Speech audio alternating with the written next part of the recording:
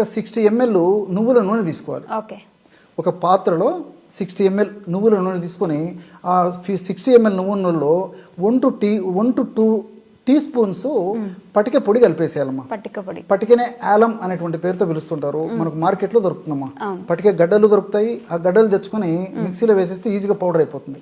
ఆ యొక్క పటిక పొడి ఒక 2 టీ స్పూన్లు కలిపేసేయాలి. అట్లే ఉసిరిక పొడి ఒక 2 టీ స్పూన్లు కలుపుకోవాలి. అంటే ఒక 20 గ్రామ్, ఒక 10 గ్రామ్స్, 2 టీ స్పూన్ అంటే 10 to 20 గ్రామ్స్ కలుపుకోవచ్చు. 10 గ్రామ్స్ మాక్సిమం 20 గ్రామ్స్ కలుపుకోవచ్చు.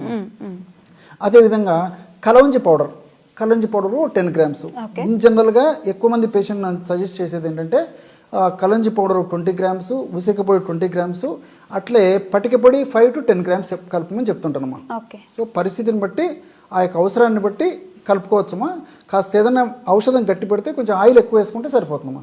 సో పరిస్థితిని బట్టి, ఎందుకంటే కలవంజి అనేది నల్లగా ఉంటుంది, అందులో ఆయిల్ శాతం ఉంటుందమ్మా.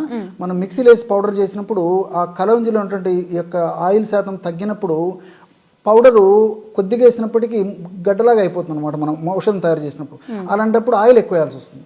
కాబట్టి రేషియో అప్రాక్సిమేట్ ఈ పద్ధతిలో తయారు చేసుకుంటే సరిపోతుంది. ఈ పదార్థాలన్నీ బాగా కలపడం వల్ల బ్రహ్మాండమైనటువంటి ఈ తలకు సంబంధించినటువంటి హెయిర్ డై తయారైపోతుంది. ఈ విధంగా తయారు చేసుకొని ఉదయం పూటమా మొత్తం ఆ యొక్క డైని ఆ మెడిసిన్ మొత్తం అప్లై చేసేయాలి. మొత్తం స్కాల్ప్ భాగంలో, తర్వాత హెయిర్స్ కంతా అప్లై చేసేయాలమ్మా. ఆడవాళ్ళకి మరి హెయిర్స్ ఎక్కువ ఉంటాయి కాబట్టి నేను చెప్పినటువంటి పద్ధతిలో ఔషధాన్ని ఎక్కువ ప్రమాణంలో తయారు చేసుకుని వాడుకోవాలి. కాబట్టి మరి మగవాళ్ళకి తక్కువ ఉంటాయి కాబట్టి ఇది సరిపోతుంది. ఆడవాళ్ళు ఇదే రేషియోలో ఎక్కువ తయారు చేసుకుంటే సరిపోతుంది. సో ఈ విధంగా తలకంతా అప్లై చేసేసి ఒక 1 hour 2 hours ఉన్న తర్వాత జస్ట్ ప్లెయిన్ వాటర్తో కడిగేసేయాలమ్మా. నెక్స్ట్ డే మైల్డ్ షాంపూతో స్నానం చేసేయాలి.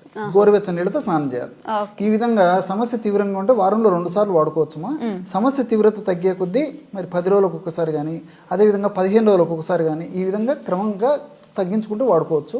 తర్వాత మెయింటెనెన్స్ గా కావాలంటే నెలకు ఒకసారి వాడుకున్నా సరిపోతుంది. దీనికి సైడ్ ఎఫెక్ట్స్ ఏమి ఉండవు, అన్ని సైడ్ బెనిఫిట్స్ ఉంటాయమ్మా.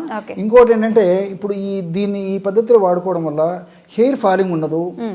దీంతో పాటు ఏమంటే వెంట్రుకలు త్వరగా నిరవకుండా ఉండేందుకు పరిస్థితి ఏర్పడుతుంది.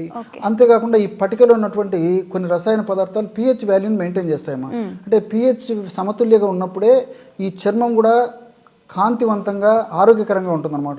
లేకపోతే పేలు రావడం కానీ, తర్వాత ఈ చర్మానికి సంబంధించినటువంటి ఈ యొక్క అనారోగ్యాలు రావడం కానీ, డాండ్రఫ్ లాంటి సమస్యలు కావడం జరుగుతుంటుందమ్మా. సో పటిక వాడుకోవడం వల్ల పటిక వెంట్రుక రంగును మార్చడమే కాకుండా pH వాల్యూను ఎక్కువగా పెంచడం చేత చర్మానికి సో ఈ యొక్క చర్మం యొక్క కాంతిని కూడా ఇమిడింపజేసి చర్మ ఆరోగ్యాన్ని కూడా కాపాడుతున్నామా. సో దానివల్ల ఆ యొక్క ప్రభావం చేత వెంట్రుకలు కూడా ఆరోగ్యంగా ఉంటాయి. అదేవిధంగా వెంట్రుక కుదుళ్లను దృఢపరిచేందుకు ఉపయోగపడుతుంది ఈ పటిక. దీంతో పాటు ఉసిరిక సి విటమిన్ ఎక్కువగా ఉంటుందమ్మా. దీంతో పాటు ఎలాజిక్ యాసిడ్, అదేవిధంగా ఇలాంటి కొన్ని కెఫిక్ యాసిడ్, క్యాంఫరాలు ఇవన్నీ కూడా ప్రత్యక్షంగా పరోక్షంగా వెంట్రుకలు పెరిగేందుకు ఉపయోగపడతాయి. వెంట్రుకలు త్వరగా తెల్లబడకుండా, అదేవిధంగా గ్రే హెయిర్కి మారకుండా కూడా ఉపయోగపడతాయమ్మా. కలవంజిలో ఉన్నటువంటి ఈ లినోలిక్ యాసిడ్ అనేటువంటి రసాయన పదార్థాలు మెలనిన్ అనేటువంటి రంజక పదార్థం త్వరగా తగ్గకుండా ఈ యొక్క కలంజిలో ఉన్నటువంటి యొక్క రసాయన పదార్థం ఉపయోగపడుతుంది. ఈ వెంట్రుక రంగు నలుపు రంగు ఉందంటే మెలనిన్ అనేటువంటి రంజక పదార్థం యొక్క ప్రభావం చేత నలుపు రంగు వస్తుంది. ఆ రంజక పదార్థాన్ని త్వరగా తగ్గించకుండా ఉండేందుకు ఈ కలంజిలో ఉన్నటువంటి లినోలిక్ యాసిడ్ ఉపయోగపడుతుంది. అదేవిధంగా నువ్వుల్లో ఉన్నటువంటి ఈ లినోలిన్స్, లిగ్నాన్స్ ఇవన్నీ కూడా ప్రత్యక్షంగా పరోక్షంగా వెంట్రుకల పెరుగుదలకి, వెంట్రుకల కుదుళ్ళు బాగా ఉండేందుకు, గట్టిగా దృఢంగా ఉండేందుకు ఈ నువ్వులోనే ఉపయోగపడుతున్నామా.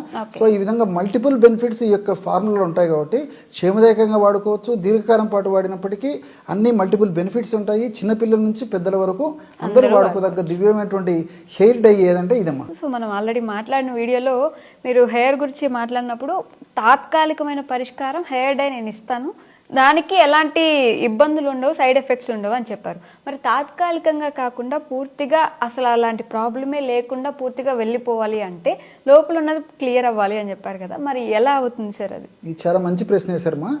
Prevention is better than cure. సమస్య వచ్చేదానికంటే ముందే రాకుండా జాగ్రత్త పడడం చాలా చాలా మంచిదమ్మా.